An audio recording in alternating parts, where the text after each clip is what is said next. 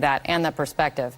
And perspective is something that it seems that is lacking a lot in Washington right now, because in this escalating fight between Democrats and in the House and the White House, and the Trump administration over the Mueller report, we have reached a new level. I want to play for you what House Speaker Nancy Pelosi, what she said just moments ago. As the Attorney General of the United States of America was not telling the truth to the Congress of the United States, that's a crime. And that is a threat. But what does it mean? Joining me right now is Congresswoman Lucy McBath of Georgia. She sits on the House Judiciary Committee. Congresswoman, thank you so much for being here. Thank you for having me.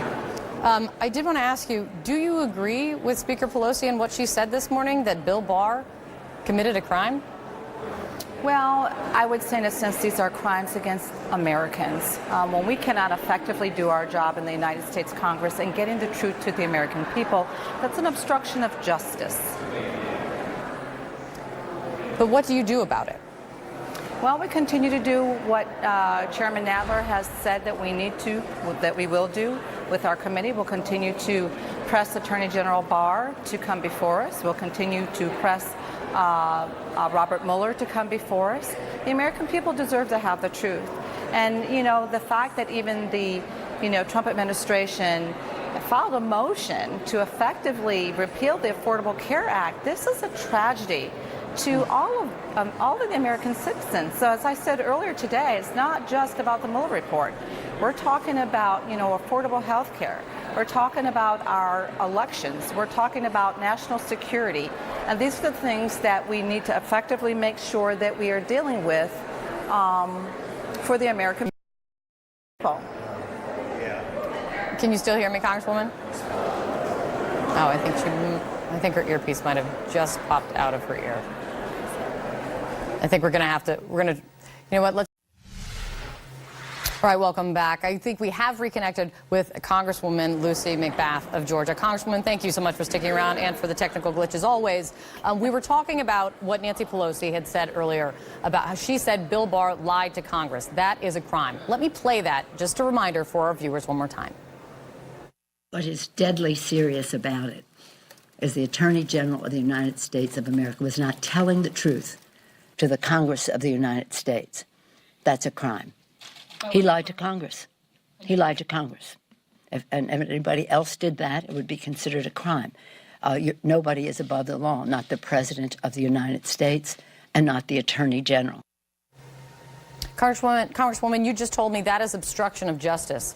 Do you think that Bill Barr should go to jail over this? Well, it's not my decision to decide whether or not he goes to jail. I mean, once again, we need to make sure that we're getting to the bottom of the truth, making sure that everything that is exposed in the Mueller report, everything needs to be unredacted that comes to us. That is how we effectively, through our checks and balances with congressional oversight, make decisions going forward. So I can't say that at this time, but I do have to agree with the Speaker that, yes, there have been behaviors that are very, very troubling. Behaviors that are not accountability to the American public, and this has to be dealt with. One thing that we were talking about today is the fact that Bill Barr did not show up for the hearing before your committee today. And I do wonder, and next steps are you could consider contempt, but there is a big question of what exactly the committee and the Congress could do to force the Attorney General to come before you. If the goal is, the fight was over the format, having staff attorneys asking some questions. If the goal is to get the Attorney General to ask questions, Congresswoman, why not work with him on the format to get him in that chair rather than basically now having to take him to court over it? Well, simply because we know that the Attorney General Barr will be very evasive. He will not answer the questions in the format that he needs to, which is direct. He needs to tell the truth. He needs to be honest. He needs to be transparent. We know that's not going to happen. So to effectively have individuals also, the attorneys also, to ask him more specific questions to be able to get the information that is not going to be exposed just from the members that are asking questions on the Judiciary Committee.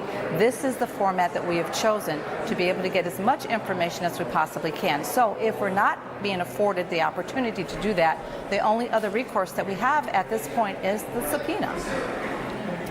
Well, and we'll see the next steps on that. I am, though, just want to end with, if I could, right before we came to you, we played sound from Rabbi Goldstein, the rabbi of the synagogue, who was wounded. One of his congregants was killed last week in a hate crime, in a shooting, an anti-Semitic hate crime. You know very personally the tragedy of how gun violence can change a life in an instant, and that's what Rabbi Goldstein was talking about there. I just wanted to get your thoughts on this National Day of Prayer as he was speaking about that. Well, it's an extremely important day, but there again, it's so sad because we're having more and more opportunities where we're having to pray over the senseless carnage of gun violence in this country. And the fact that, you know, each and every day you can turn on the television or listen to the radio or read on the media that there's been another tragedy, this is just completely unfounded. This is not what America deserves. And so I grieve along with the rabbi. I grieve every single time something like this happens because I know what people feel and what they think, and I don't wish this on anyone. Yeah, and your son, Jordan Davis, no one will forget his name. I know you will always lift it up. Thank you so much, Congresswoman. I appreciate your time. Thank you guys so much for joining me. Inside Politics with John King starts now.